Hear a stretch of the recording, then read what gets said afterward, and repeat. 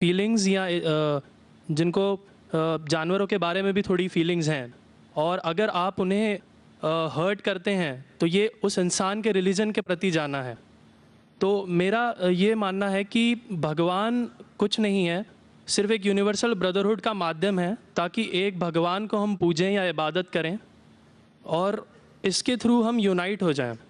तो मेरा सवाल ये है कि हम हमेशा भगवान को इस तरह तोलते हैं कि उसे इंसान की तरह फीलिंग्स हैं, वो हमें सज़ा देता है, हमें रिवॉर्ड करता है, पर हमारे अलावा इस यूनिवर्स में, मैं उस वर्ड पे स्ट्रेस करूँगा, यूनिवर्स में जानवर भी हैं जिनका काम इस भगवान के बिना चल रहा है, जिनमें कोई फीलिंग्स नहीं है, ना वो कुरान पढ़ते हैं ना बाइबल पढ़ते हैं।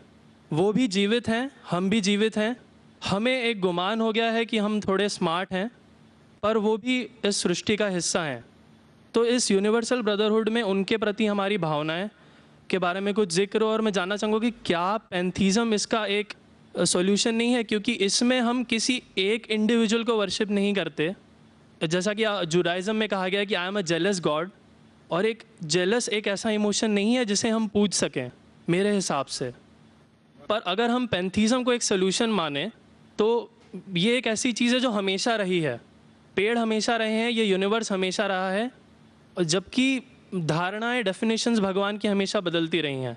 तो अगर हम गॉड को कांस्टेंट के रूप में देखना चाहते हैं और इसे एक माध्यम बनाना चाहते हैं आपसी भाईचारे का, आलमी भाईचारे का, तो क्या पैंथीज़म इसका एक सॉल्यूशन नहीं है? भाई साहब ने सवाल पूछा कि यूनिवर्सल ब्रदरहुड हम सिर्फ इंसानों तक महदूद रह गए हैं, क्या जानवर में जान नहीं है? और ये भगवान को हमने खुद बनाया ताकि आलमी भाईचारा रहे, लेकिन क्या पैंथीज़म इसका सल्यूशन नहीं है कि भगवान को हम दूसरे रूप में देखें? भाई साहब का अच्छा सवाल है। सवाल के दो हिस्से हैं। पहला एक हिस्सा है कि यूनिवर्सल ब्रदरहुड सिर्फ महदूद इंसानों तक क्यों, जानवर पेड़ पौधों को क्यों नहीं लिया गया? दूसरा सवाल, क्या पैंथीज़म इसका सल्यूशन नहीं है? पहले सवाल का जवाब कि यूनिवर्सल ब्रदरहुड, आलमी भाईचारा के अंदर हम बाकी जीवित चीज़ों को क्यों नहीं लेते? अगर लेंगे तो जीना ही मुमकिन नहीं है। अगर हम लेंगे बाकी जीवित चीज़ों को, हम आलमी भाईचारे में लेंगे, तो आपको यहाँ खड़े रहना भी मुमकिन नहीं है 5 मिनट तक के। क्यों? मैं बोलूँगा, क्योंकि मैं डॉक्टर हूँ। भाईचारा का एक उसूल है कि दूसरे भाई का कत्ल मत करो। उसूल है क्या नहीं? ठीक है। आप सांस ले रहे, अभी सांस ले रहे ना? आप जब सांस लेते लाखों जर्म्स का कत्ल कर रहे हैं आप कैसे भाई? ये लाखों लोग का कत्ल कर रहे जीने के लिए, ये कैसा भाईचारा है? तो इसीलिए भाईचारे का डेफिनेशन जरा हम बराबर तौर से समझ ले, फिर हम डिस्कस करें। क्योंकि अगर आप कहेंगे हर जीवित चीज मेरे भाई है, तो आप भाईचारे के खिलाफ। कोई भाईचारा में ये नहीं है कि दूसरों का कत्ल करो अपने आप को जिंदा रखने के लिए। कभी भी इस्लाम में ये नहीं कहा गया है कि दूसरों को दबाओ अपने आप को ऊंचा करने के लिए। और मैं अल्लाह के रसूल की एक मिसाल दूंगा आपको। अल्लाह के रसूल फरमाते हैं, आप जब देखते हैं एक खजूर का दरख्त, पाम ट्री, वो एक मोमिन की मिसाल है, मुस्लिम की मिसाल है, तो साहबा सोचते इसका क्या मतलब? क्यों एक खजूर का दरख्त, पाम ट्री को मुस्लिम कह रहे? समझ में नहीं उनको। आज हम जानते हैं, उस टाइम अल्लाह के रसूल ने कहा कोई भी पेड़ पौधे जब भी बढ़ते ऊपर, वो क्या करते हैं? आजू बाजू पेड़ को हटाते हैं, फिर ही बढ़ते हैं। नीचे जाते हैं, अपने पौधों को, रूट्स को एक्सपैंड करते हैं। इसीलिए आप देखेंगे म्युनिसिपैलिटी क्रैक्स को तोड़ती है, मजबूत करे। क्यों? वो पेड़ बढ़ता है तो क्रैक हो जाता है, फिर से टाइल लगाते हैं। जितना पौधा बढ़ता है, जितना पेड़ बढ़ता है, उतना आजू बाजू नुकसान करता है। एक वाहिद दरख्त है पाम ट्री, जो जितना ऊंचा जाता है दूसरे को नुकसान नहीं पहुंचे, सीधा जाता है। बाकी लोग यहां जाते हैं, वहां जाते, इसके घर में घुसते, उसके घर में घुसते, ऊपर जाते सीधा, किसी को तकलीफ नहीं देते, नीचे भी जाते सीधा, आजू बाजू घूमते नहीं। अगर आप अपने आप को बड़ा बनने के लिए दूसरों को दबाएंगे, ये मुस्लिम नहीं।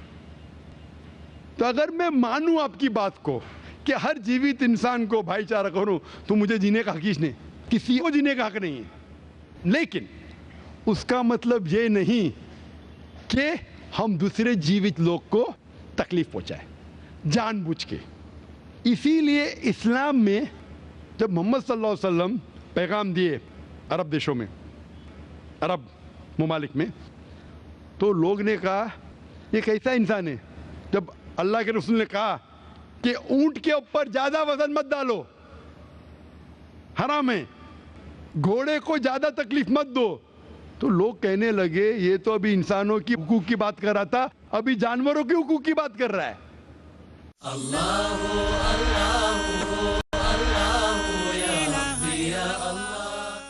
अल्लाह के रसूल फरमाते जब एक शख्स आग उगाता, बोलते आग को बुझाओ, क्यों? उधर चींटियां मर रहे हैं।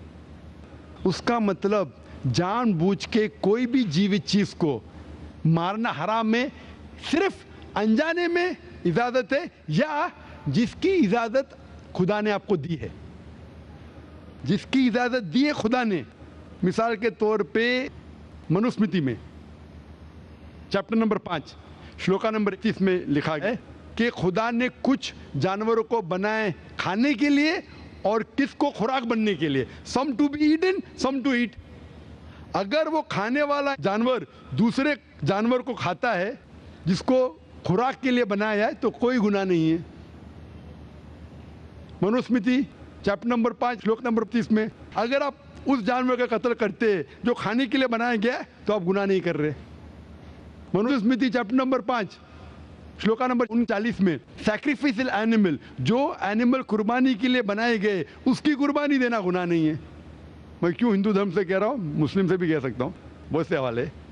उसका मतलब हमें किसी को तकलीफ नहीं देना चाहिए। लेकिन अगर अनजाने में चलते चलते चींटी मर गई तो आप बाहर चले नहीं सकेंगे, आप सांस लेंगे जर्म। तो अल्लाह ताला ने जर्म को पैदा किया है मरने के लिए आमतौर पे, तो आप गुनहगार नहीं। मालूम कुछ जैन लोग मास्क पहनते तो भी मरते, पानी को उबालते, उबालने से मार रहे, उबालने पानी पी के फायदा क्या? अंदर मारने के बदले बाहर मार रहे, क्या फायदा? ये मुमकिन ही नहीं है। लेकिन जानबूझ के कोई जानवर को, और एक मिसाल दूंगा, हमारे खतीब जुमा नमाज पढ़ाए थे कल, डॉक्टर उस्मान, उनने अपने खुतबे में मिसाल दी थी। क्या एक औरत थी जो बहुत बेहया थी, क्या कहेंगे, जो आम तौर पे लोगों की जीनत थी। मैं लफ्ज़ उर्दू ज़रा मेरी कमज़ोर है, मैं किसी को ठेस नहीं पहुंचाना चाहता। इंग्लिश में कहेंगे नॉट विथ गुड कैरेक्टर, बाजारी औरत। ज़रा मैं ऐसे लफ्ज़ नहीं इस्तेमाल करना चाहता किसी को चोट पहुंचे। तो बाजारी औरत थी जो बहुत गुनाह करती थी, लेकिन एक वक्त एक कुत्ते को पानी पिलाया तो अल्लाह के रसूल फरमाते सिर्फ वो एक अच्छे अमल के वजह से खुदा ने उसे जन्नत में डाला। बाजारी औरत गलत काम करती है, जिना करती है, एक अमल क्या की, एक कुत्ते को पानी दी, इंसान को नहीं कुत्ते को, और अल्लाह उसे जन्नत में डालता है। दूसरी तरफ एक अच्छी औरत, नेक औरत, लेकिन एक बिल्ली को बंद करती है, चेन करके रखती है, उसकी आज़ादी को कैद करती है, अल्लाह ताला उसको जहन्नम में डालता है, नरक में डालता है। इसे कहते हैं जानवरों के हुकूक। मतलब जानवरों के भी हुकूक इस्लाम में हैं।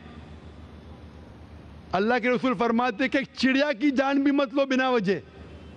चिड़िया, स्पैरो, आप पढ़ेंगे कुरान में और हदीस में कई इसके पर लेक्चर। तो इसलिए हम मानते हैं कि जीवित चीज का हमें एहतराम करना चाहिए, उसके रूल रेगुलेशन है। बोलेंगे सब जीवित चीज मेरे भाई है, नहीं भाई, सब भाई नहीं है। अभी कुछ लोग इतना करते, कुत्ते के पीछे हर महीने लाख रुपया खर्चा करते। अरे गरीब लोग मर रहे, लाख रुपये से 10 घर हर महीने लाख रुपया अपने पूडल के ऊपर डालते हैं। लाख रुपये से कम 10 घर तो चलेंगे ना महीने, 20 घर चलेंगे बम्बई में, हाँ के नहीं? वो 20 घर को संभालो ना, एक पूडल को संभाल रहे। ये किधर का इस्लाम है? ठीक है, जानवर की कदर करो, इतना कदर मत करो कि उसके हाथ में चेन डालो सोने की, ये करो, ये खाना लेके आओ। खाना लेके आते लाख रुपए का, आप समझ रहे ना? तो इतना मत इसराफ करो, इस्लाम के अंदर सिखाया गया है कि भाईचारा जो मैंने जिक्र किया, बट जानवरों को भी देखो और उसके साथ अच्छा बर्ताव करो, बिना वजह किसी जानवर का कत्ल मत करो। ये आपका सवाल था। आपका दूसरा सवाल इसके अंदर जवाब हो गया। आप कहते हैं कि पैंथियज्म, सबको खुदा मानना इसका जवाब है। उसका जवाब में कहा था, हमारे भाई जो अवतार सिंह थे ना, उसने कहा था पैंथियज्म, सब कुछ खुदा है, सब कुछ खुदा है। इससे क्या होता है कि सब कुछ खुदा है, मतलब अगर आप सबको खुदा मानते, चोर को भी खुदा मानते, डाकू को भी खुदा मानते, खुदा का मतलब उसका कहना मानना, बराबर कि नहीं, उसकी इज्जत करना, उसकी इबादत करना, वो जो कहता है उसकी बात मानना। तो आप अगर वो चोर को खुदा बोलेंगे, वो बोलेगा चोरी को, तो आप चोरी करना शुरू करेंगे। वो बलात्कार करने वाला कहेंगे आपसे, आप उसको खुदा बोलेंगे, चल मैं बलात्कार कर, आप करेंगे? करेंगे? तो इसी तरह ये इलॉजिकल है। खुदा एक है और सिर्फ उसकी इबादत करना चाहिए। और ये जो फिलॉसफी है, ये फिलॉसफी जो आप बोल रहे किधर से आई, इसे कहते हैं एंथ्रोपोमॉर्फिज्म। क्या कहते हैं? एंथ्रोपोमॉर्फिज्म, मतलब गॉड ने हर चीज़ की शक्ल हासिल की। और इसके अंदर एक फिलॉसफी है कि खुदा इतना पाक, इतना नेक, वो जानता नहीं कि किस तरीके से इंसान को तकलीफ होती है। और ये एंथ्रोपोमॉर्फिज्म जो फिलॉसफी है, खुदा अलग अलग चीज़ में शामिल होते हैं।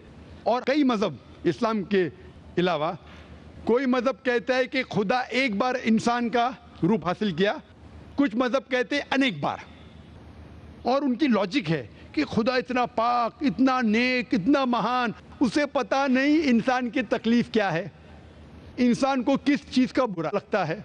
इतना नेक, इतने पाक, इंसान को दर्द कैसा होता है, इंसान को तकलीफ़ कैसा होती है। तो ये खुदा जो नेक और पाक है, जानने के लिए इंसान के उसूल क्या होना चाहिए, वो इंसान का रूप धारण करते हैं।